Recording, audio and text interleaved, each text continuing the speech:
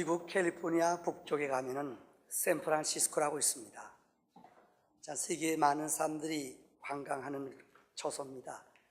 노인분들이 살기가 아주 좋습니다. 이유는 교통이 좋고 날씨가 좋아요. 여기 가면은 명물이 이 전차가 있어요. 영화 같은 데 보면은 이 전차들이 쫙 다니는 거 보면은 교통편이 참 편한 것 같아요.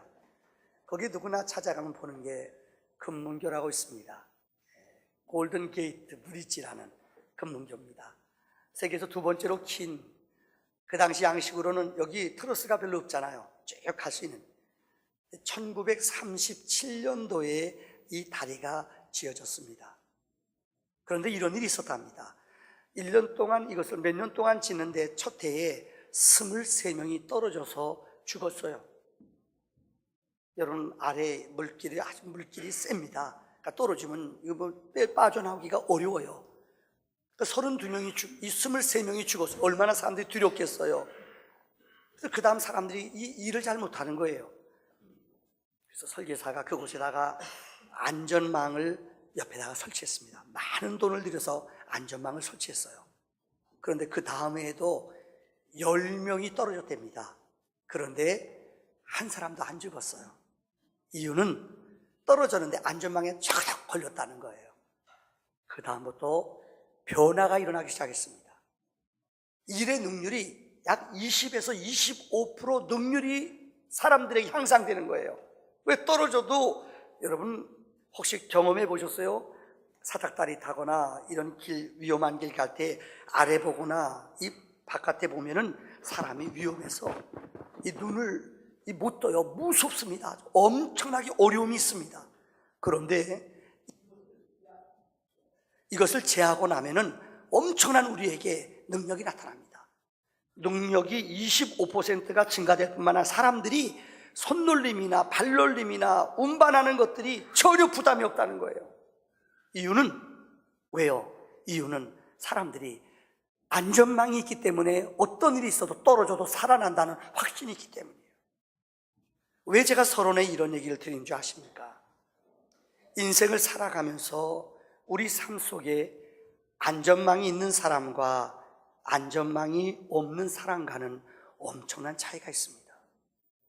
내가 위험한 일을 만나도 이 빠져나올 길이 있고 나에게 안전이 보장됐다는 삶이 있는 사람은 여러분 어떤 어려움과 두려움 가운데 인생을 승리할 줄 압니다.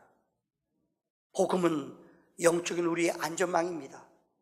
우리 인생이 어떻게 살아가야 될지, 성경은 우리에게 어떻게 우리 인생을 살아야 할지 우리에게 그 구원과 약속을 가르쳐주는 영적인 매뉴얼입니다. 성경은 보통 4가지의 중요한 뼈대로 되어 있다고 얘기합니다. 첫째는 창조의 교리입니다. 성경은 우리에게 분명히 창세기를 시작하면서 내가 세상을 만들었다. 창조주 하나님은 여러분 이 세상을 만들 뿐만 아니라 하나님의 형상을 인간에게 부어주고 그들과 우리 인간들은 교제하도록, 하나님과 인간은 교제하도록 만들어 주었다는 거예요. 그런데 창세기 3장의 인간들은 타락의 자리에 빠지고 맙니다. 너희가 이 땅의 모든 걸 다 갖고 소유해도 좋지만 동산 중앙에 있는 것 선악을 구별하는 것은 저건 내 것이다. 하나님의 것을 탐내지 마라. 이것은 내 것이다. 내 인간들이 이것을 따먹었어요. 그러므로 인간들은 하나님과 원수가 되었어요. 우리에게 죽음이라는 게 들어왔어요. 원죄를 범함으로 우리에게 죽음이 들어왔고 저주가 들어왔어요. 하나님과의 관계가 완전히 끊어졌어요.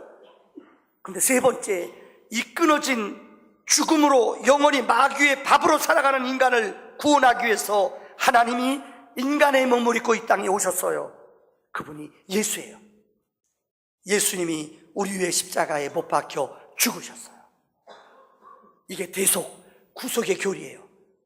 우리의 죄를 대신 예수님이 십자가에 못 박혀 지심으로 우리의 죄가 사하여졌습니다. 여러분, 이분은 지금도 하늘나라 올라가셔서 우리의 집을 짓고 계시고 여러분들을 위해서 중보로 기도하고 계셔요. 이분이 우리의 집을 다 지으시면은 다시 우리에게 오십니다. 이것이 종말의 교리입니다. 많은 사람들은 종말의 교리를 2가지로 해석합니다. 어떤 사람은 이 종말의 교리를 정말 무섭고 두려운 것으로 해석하는 사람이 있어요. 그래서 이것을 예수 믿으면서 너 종말이 온다, 말세가 온다, 그래서 두렵고 예수 오는 것이 무섭고, 여러분, 우리의 인생의 삶을 어떻게 보면은 공포와 억압 속에 몰아넣는 사람들이 있어요. 한동안 이단, 다미 선교회, 이런 레마, 이런 이단 선교회에서는 날짜 오는 날까지 얘기했어요. 여러분들 안식교를 잘 모르는 분들은, 신학적인 안식교 믿는 분들을 생활이나 이런 건 근면해요. 고기도 안 먹고 아주 구약적으로 지키려고 그래요. 근데 안식교의 교회 역사를 쭉 배경을 조사해 보면은 안식교의 화이트라는 사람은 그래서 안식교가 재림교라고 그러잖아요. 예수님 오시는 날이 언제라고 얘기했어요. 안 왔어요. 그 당시에 미국 사회가 무지무지한 혼돈이 있었어요. 교리를 모르는 사람들은 저렇게 생활 깨끗하고 저렇게 하나님 잘 믿는데 뭐 토요일만 안식일 지키는 거 아니냐, 모르는 소리예요. 화이트라는 사람이 이 교회 역사를 보면은 이단 재림에 대해서 얘기하고 주님 오시는 날에 얘기했다가 그대로 안 왔어요. 그래서 얼마나 혼돈, 다시 올 것이다 또 얘기했어요. 사실 믿음이 없는 사람이나 하나님이 없는 사람에게는 재림보다 더 무서운 날은 없습니다. 이유는 그날 주님이 영원한 심판자로 오셔요. 그래서 주님을 아는 자들은 영원한 생명으로, 주님의 이름을 모르는 자들은 영원한 지옥으로, 그러니까 이날보다 더 무섭고 두려운 날은 없을 겁니다. 그런데 여러분, 성경은 우리에게 주님 오시는 날을, 재림의 날을 그렇게 두려움과 무서움으로만 믿는 것이 아닙니다. 우리에게 영원한 약속과 믿는 자들에게 영원한 하늘의 문을 열어주는 축복과 언약의 날로 이 거룩한 날을 우리에게 가르쳐주고 있습니다.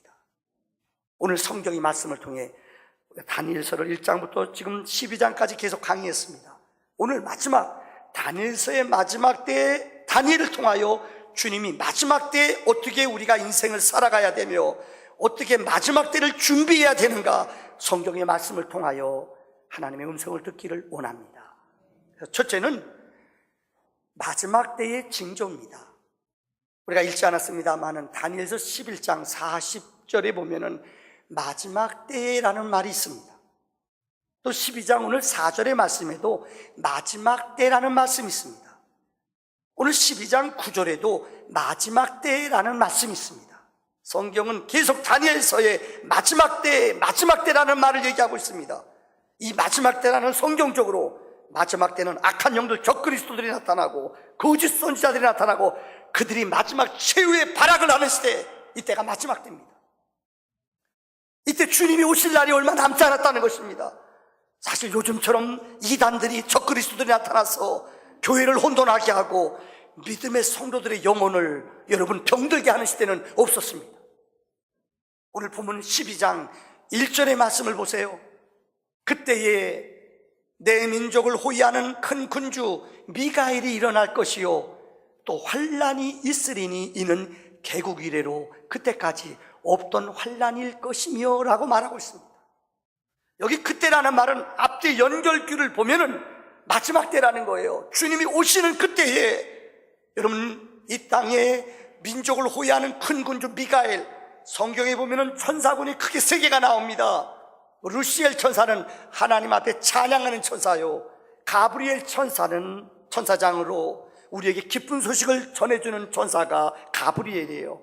미가엘은 악한 영들을, 어둠의 영들을, 사탄의 영들을 물리치고 싸워 이겨주는 군사, 우리에게 영적으로 하나님의 군사로서 악한 영들, 어둠의 영들을 이겨주는 그 천사가 바로 미가엘 천사예요. 그래서 여러분 유럽이나 이런 큰 역사가 오래된 예배당에 가보면 거기에 천사들이 어둠의 영들을 물리치는 이 조각된 것들이 있어요. 그 천사들이 대부분 미가엘 천사예요. 미가엘 천사들은 악한 영들을, 사탄 권세를 이겨주는, 싸워서 이기는 천사가 미가엘 천사예요. 성경은 우리에게 마지막 때에 미가엘 천사가 일어나서 우리를 지켜준다고 했어요. 그때 이 땅에는 엄청난 환란이 올 것이라고 말했어요. 여러분, 환란이라는 것, 성경에 보면 분명히 우리에게 마지막 때는 엄청난 환란이 옵니다. 바로 2500년 전 다니엘은 예수님이 오기 500년 전의 사람이에요.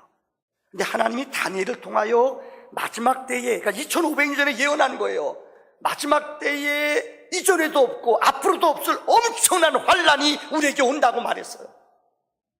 예수님도 마태복음 24장 21절에 이는 그때에 큰 환란이 있겠습니다. 창세로부터 지금까지 이런 환란이 없었고 후에도 없으리라. 2000년 전에 예수님은 마지막 때 환란 때 이전에도 없었고 앞으로도 없을 엄청난 환란이 우리에게 올 것이라 말했습니다. 마태복음 24장 44절에 우리 주님은 그러므로 너희는 준비하고 생각지도 아니할 때에 인자가 오리니 깨어있으라고 말했어요. 누가복음 21장 34절로 35절에 우리 한번 다 같이 34절 읽어봅시다. 시작. 스스로 조심하라.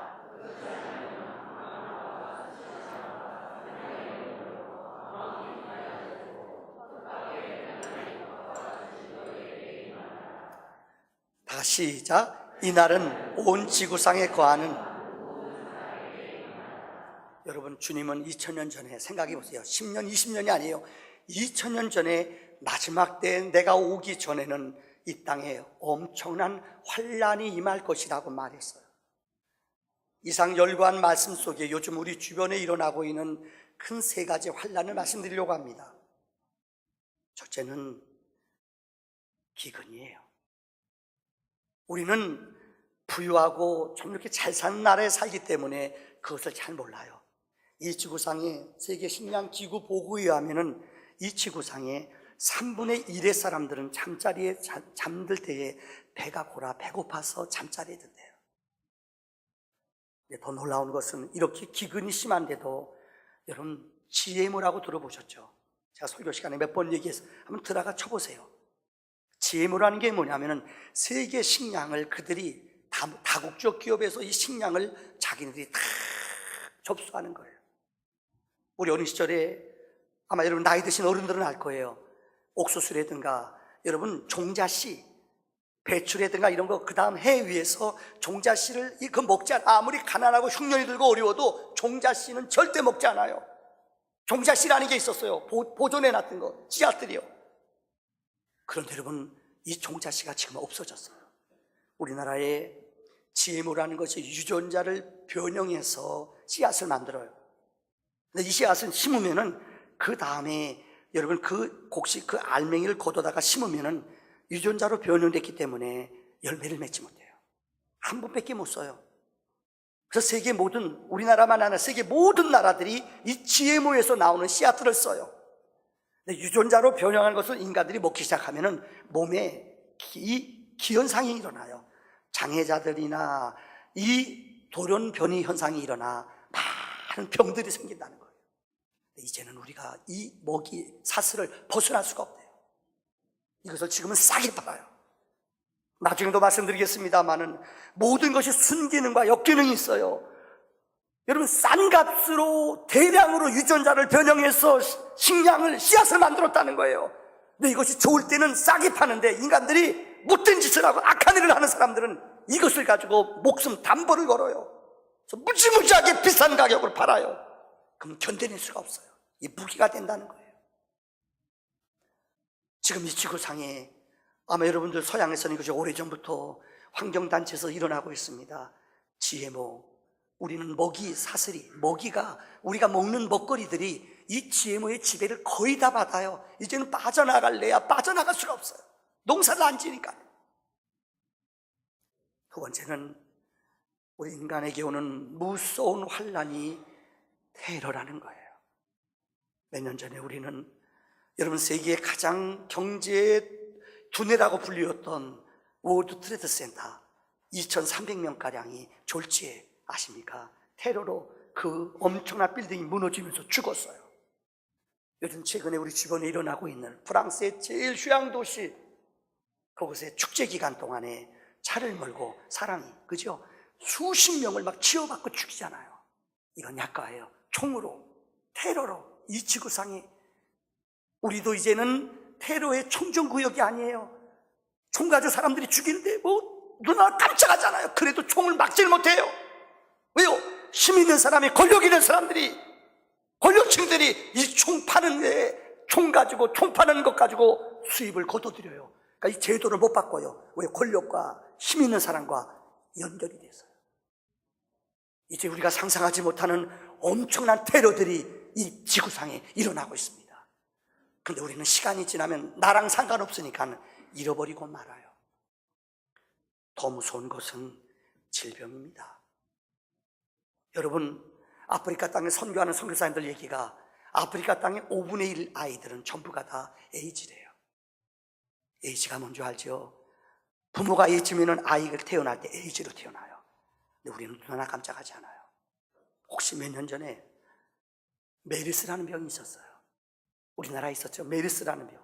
이 감염돼가지고 삼성병원에서 시작된 것이 우리 한국 땅을 들썩들썩했어요. 제 친한 친구들 모여봤더니, 제가 교회도 통계 내봤더니, 우리 교회도 영향은 안 받았지만 우리도 교인들 가운데 10몇 프로 이상은 그때 보니까 교인들이 떨어졌어요. 왜요? 공동체 사람들 많이 모이는데 감염이 된다거든요. 그때 무슨 큰 행사도 다 못했어요. 근데 인간들은 얼마나 어리석고 미련한지 1년, 2년 지나면 다 잊어버려요. 메르스보다 더 무서운 병들이 지구상에 지금 일어나고 있어요. 감염이 되는데 사람들은 왜요? 이것이 퍼지면 안 좋거든요. 문 닫고 얘기 안 해요. 이런 환란이 우리 인간이 우리의 지혜와 능력과 우리의 수고로 감당하지 못하는 엄청난 일들이, 환란들이 우리에게 지금 일어나고 있어요. 여러분, 더 무섭고 더 두려운 일들이 우리에게 일어날 것입니다. 성경에 주님께서 마지막 때 일어나는 환란의 일이라고 말씀하셨습니다. 두 번째는 오늘 12장 4절에 얼마나 빨리 왕래하며, 여러분 2500년 전에 다니엘이 환상을 보고 얘기한 거예요. 여러분 얼마나 지금 빨리 왕래하는 줄 알아요? 옛날에는 몇 개월이 뭐예요? 1년 걸려서 먼 곳 갔어요. 근데 요즘은 비행기 타면 11시간인 가요. 서울에서 부산까지 몇 시간 걸리죠? 한 2시간 몇 분 걸려요. 근데 중국에서는 우리나라 이 KTX보다 2배 빠른 것을 만들었어요. 상해 만들었대요. 500km 달려요. 미국까지 캡슐 타면은 쭉 1시간에 간대요. 놀라지도 않네요, 여러분들이요. 어떻게 이것을 2500년의 사람이 이 얘기를 했을까요? 이건 두 번. 여러분, 통신은 어때요? 옛날에는 다 감추어주고 다 비밀스러웠던 일이 있어요. 옛날에 그냥 문 닫아놓고 독재하면 다 문 잠겨져요. 근데 요즘 아세요? 북한이 지금 제일 골칫석이고 두려워하는 게 뭔 줄 알아요? 인터넷이에요. 이번에 올림픽 하잖아요. 우리나라 선수단에서 북한 선수단한테 이 삼성, 이 뭡니까? 스마트폰을 줬대요. 선수들한테. 신났대요. 근데 받았는데 그 다음날 갔더니 다 뺏어가지고 누가 가져갔어요? 간부들이 지네가 다 가졌대요. 선수를 하나도 안 주고. 나빠요. 아마 여러분 보셨을 거예요. 왜요? 무서워요. 아무리 막으려고 막아도 전 세계에서 일어나는 일들이 다 소식이 뜨거든요. 이전에 여러분 뭐 DHL인가요? 이거 택배 같은 거 연결하는 거, 아무리 먼 나라를 할지라도 딱 넣으면 2, 3일 내에 다 들어가요.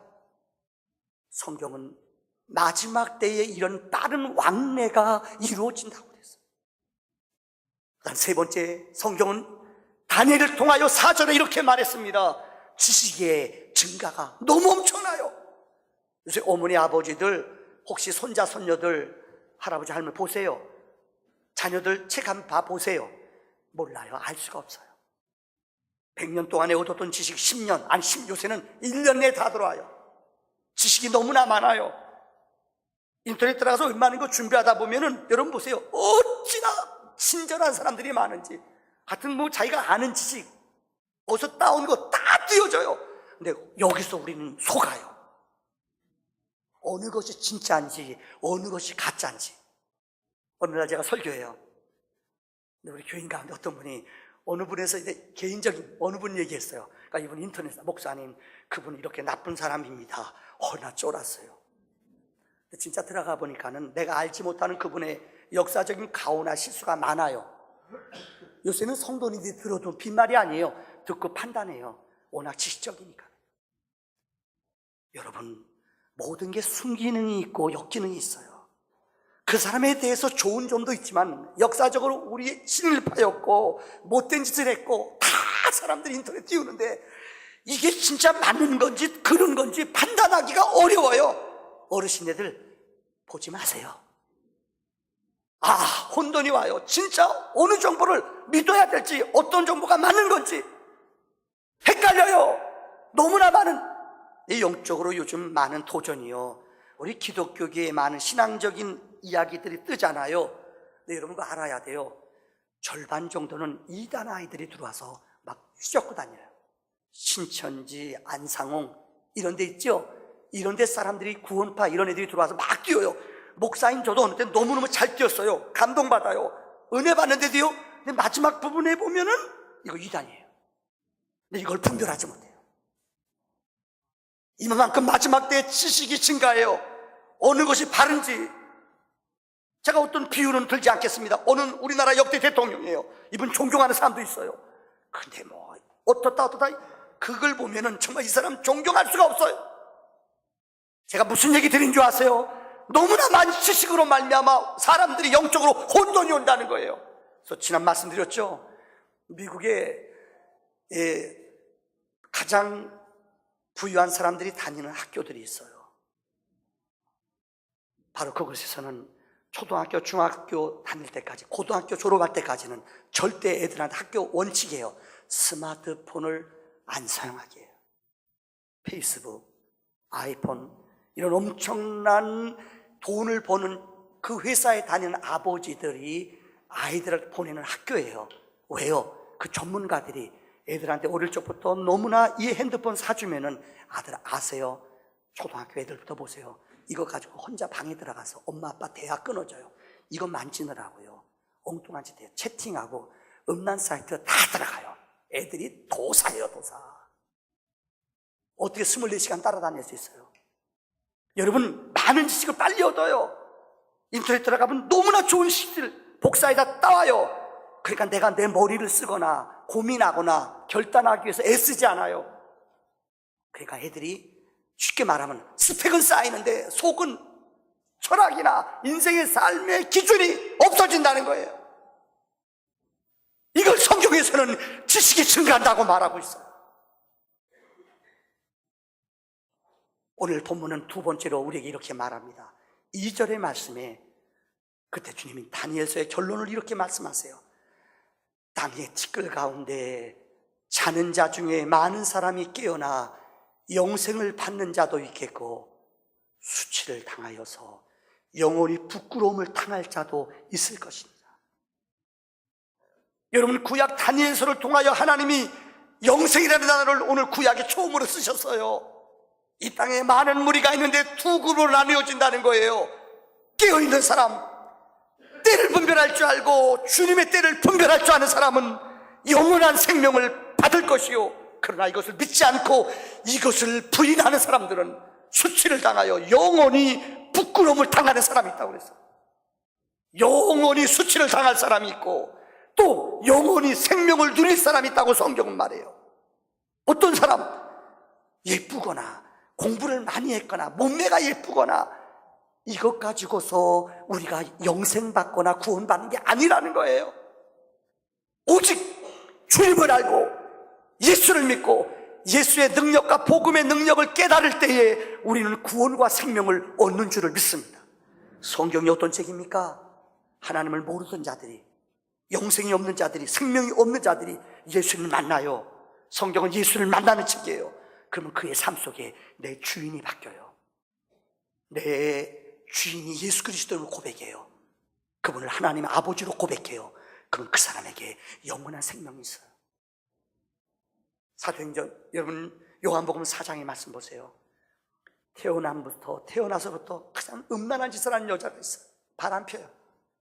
남편도 막 바꿔쳐요. 그래서 동네 사람들이 이 여자를 향하여 창기다, 욕해요.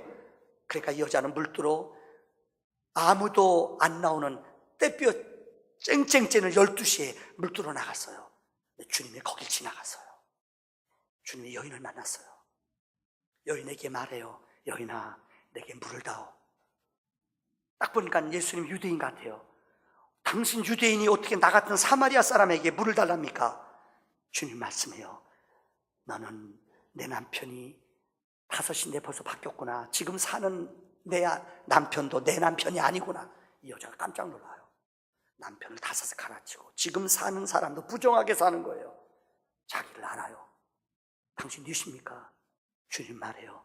너는 내가 누구인지 알았더라면 내가 주는 물을 먹으면 영원히 목마르지 않은 생수의 강을 얻을 것이니라. 그럼 당신은 우리가 기다렸던 메시아입니까? 맞다. 이 여인이 물동이를 내려놓고 마을로 뛰쳐내려가요.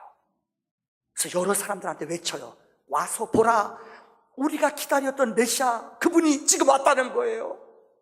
사마리아 여인은 음란하고 죄악 속에 어둠 속에 살았어요. 인생의 목적 없이 살았어요. 근데 그 마음 속에 주님이 오셔서 주님을 만나고 주님을 내 구주로 고백해요. 인생의 변화가 일어나요. 예수를 통해 생명을 얻어요. 요한복음 3장 36절에 성경은 말합니다. 아들을 믿는 자에게는 영생이 있고 아들에게 순종하지 아니하는 자는 영생을 보지 못하고 도리어 하나님의 진노가 그 위에 머물러 있느니라. 여러분, 예수를 믿는다는 것은 생명을 얻는 거예요. 생명을 얻는 자는 영원한 생명이 있습니다. 예수는 우리에게 영원한 기적과 생명을 주는 능력의 주인 줄 믿습니다. 마지막 결론입니다.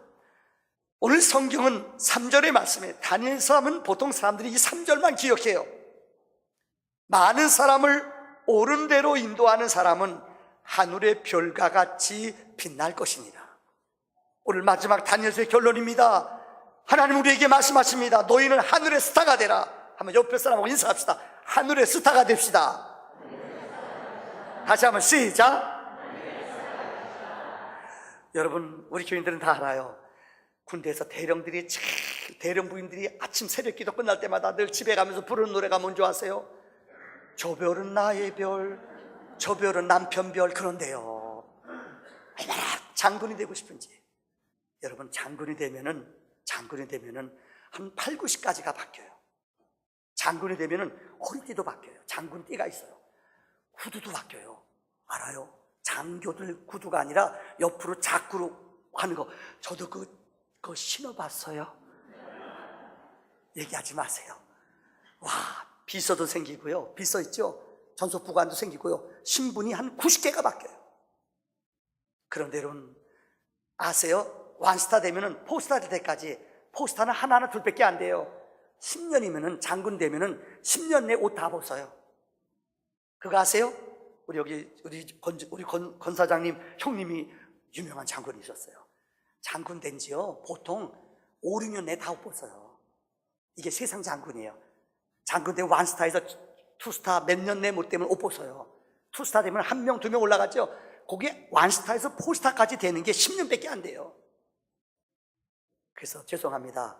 10년 만에 옷 벗어요. 세상의 장군은 용서하세요. 똥장군이에요. 영원한 게 아니에요. 아무리 부하가 많고 높은 자리 있어도요, 옷 벗으면 땡! 그다음부터 끝이에요. 그런데 여러분, 성경에서 말하는 하늘나라의 영원한 장군이 되는 비결이 있대요. 성경은 뭐라고 그래요? 많은 사람을 옳은 대로 인도하는 사람은 하늘의 별과 같이 빛난다고 그랬어요. 오늘 성경은 우리에게 3가지로 별이 되는 비결을 우리에게 설명하고 있어요. 첫째는 전도의 상급을 받는데요. 여러분, 하나님 나라에 전도하는 사람, 영혼을 전도하는 사람, 어떤 분이 그런 꿈을 꿨대요. 저는 그 글을 읽고 일리가 있다고 믿어요. 하늘나라 가면 하늘나라에 큰 상급 받는 게 있대요. 큰 집이 있대요. 재료가 많이 올라온 사람이 있대요. 어떤 사람들이 재료가 제일 많이 올라오냐? 어떤 인권운동하고요, 구제 많이 한 사람, 죄송합니다, 집이 작더래요. 인권운동 열심히 하고 막 감옥수 많이 갔다 왔는데 하늘나라 갔더니 상급이 없더래요. 집이 조그맣더래요. 너는 나를 위해서 얼마나 많은 영혼을 사랑하고 전도해 봤느냐? 여러분 때문에 혹시 여기 이 옆에 교회 나오신 분 있으세요? 여러분 때문에 교회 나온 분이 있으세요? 하늘나라 갔더니 그걸 물어보시더래요. 그래서 우리나라에서 제일 큰 집 진 사람이 누군가 봤더니 최건능 목사님, 최건능 목사님. 여러분 아세요? 그분을 알 거예요. 일생 동안 그분은 목사님이셨는데 길거리 다니면서 예수 천당, 옛날에 60년대 70년 이게 맥혔어요. 그분 목소리, 그분 말씀 듣고 예수 믿은 사람이 엄청나게 많아요. 최건우 목사님 집이 제일 크더래요. 저는 그 말이 일리가 있다고 합니다. 여러분, 중국의 역사 가운데 전도를 제일 많이 하는 사람이 있어요. 엄청난 부자였어요. 지금부터 한 150년 전 사람이에요. 이 사람의 이름은 참 재밌어요. 송가수예요. 이름도 쓸데없이 외우겠죠. 송가수란 분이에요. 근데 이분은 딸만 셋이 있었어요. 얼마나 자기 집 일하는 일꾼 부자였어요. 자기 회사 근무하는 사람 다 전도했대요. 전도왕이었대요. 그래서 이름이, 이 사람이 송가수가 아니라 송전도였대요. 이름이 바뀌었대요. 근데 이상하게 아내가 딸만 셋 낳고 일찍 세상을 떠났어요. 10살 이하의 조그만 어린아이들 셋 남겨놓고 부인이 세상을 떠났어요. 송가수. 그래서 일찍 호래비가 됐대요. 근데 여러분, 이분은 선교사한테 어릴 적에 일찍 예수를 믿고 믿음의 눈을, 중국 사람인데 눈이 띈 거예요. 그래서 세 자녀를 선교사한테 부탁하고 미국으로 다 유학을 보냈어요. 중국의 전도왕으로 불리우는 사람이 송가수라는 사람이에요. 그 첫째 딸이 송애영이에요. 이 사람은 중국의 화폐를 만든, 중국이 근대화되면서 가장 부를 많이 축적한 사람이 그 송혜영 씨 남편이에요. 두 번째는 송경령이라는 사람인데, 이 사람 삼민주의 들어보셨어요? 중국의 역사 속에 중국이 근대화되면서 중국 사람들이 제일 존경하는 사람이 손문이에요. 손문의 부인이 이 둘째 딸이에요. 셋째 손미령이라는 사람이 있어요. 이 사람이 장개석의 부인이에요. 한 명이 아니라 10살 어린 핏덩이 같은 어린아이를 이 송부자라는 사람은 하나님의 영광을 위해, 정말 송가수라는 사람은 너무나 열심히 하나님 기뻐하는 일을, 영혼을 구원하기 위해 애썼다는 거예요. 한 딸이 아니라 두 딸이 아니라 세 딸이, 손문 알잖아요. 장개석 알잖아요, 여러분들. 이 세 자녀들이 중국의 역사 속에 가장 빛나는 가문이 됐대요. 왜요? 성경은 말해요. 많은 사람을 옳은 곳으로 인도하는 사람은 하늘의 별같이 전도자에게는 위대한 상급을 주시는 줄을 믿습니다. 두 번째는 전도자에겐 기쁨의 열매를 주셔요. 여러분, 시편 126편 5절 6절의 말씀에 눈물 흘리며 씨를 뿌리는 자는 기쁨으로 단을 거둔다고 그랬어요. 울며 씨를 뿌리러 나가는 자는 반드시 기쁨으로 그 곡식의 단을 가지고 돌아온다고 말했어요. 여기에 눈물 흘리는 다는 말의 뜻에는 한 영혼을 위해서 대가를 지불하는 거예요. 여기 믿음의 일대들이 있어요. 지금 처음 예수 믿은 분들이 있어요.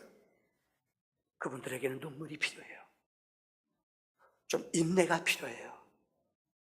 처음 예수 믿는다는 것은 영적으로 생각해봐요. 예수 믿기 전에는 마귀의 밥이에요. 악한 영들이 우리의 주인이에요. 마귀들이 꽉 쥐어잡았어요. 근데 우리가 빛 가운데 마귀의 사슬을 끊고 나오려면은 마귀가 가만 안 놔둬요. 공격해요. 진짜 공격해요. 영적으로요. 제가 목회를 해보니까는 마귀가 예수 일대 믿고 막 믿음 생활 하려는 사람들을 공격하는 게 보여요. 무섭게 공격해요. 마음을 나눠놓고요, 분열하게 하고요, 어떤 어려운 시험을 줘요. 근데 기억해요. 여기서 넘어지면 안 돼요. 그래도 눈물로 씨를 뿌려야 돼요.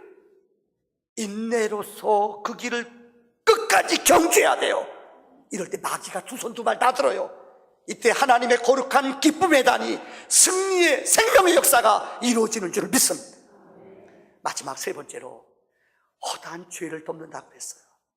야고보서 5장 20절의 말씀에 보면은 너희가 알 것은 죄인을 미혹된 길에서 돌아서게 하는 자는 그의 영혼을 사망에서 구원할 뿐 아니라 허다한 죄를 덮어주신다고 그랬어요. 여기 본문에 두 가지 말이 있어요. 여러분, 전도는 무엇입니까? 전도라는 것은 미혹된 길, 마귀의 자리에 머물렀던 사람을 끄집어내는 거예요. 이게 전도예요.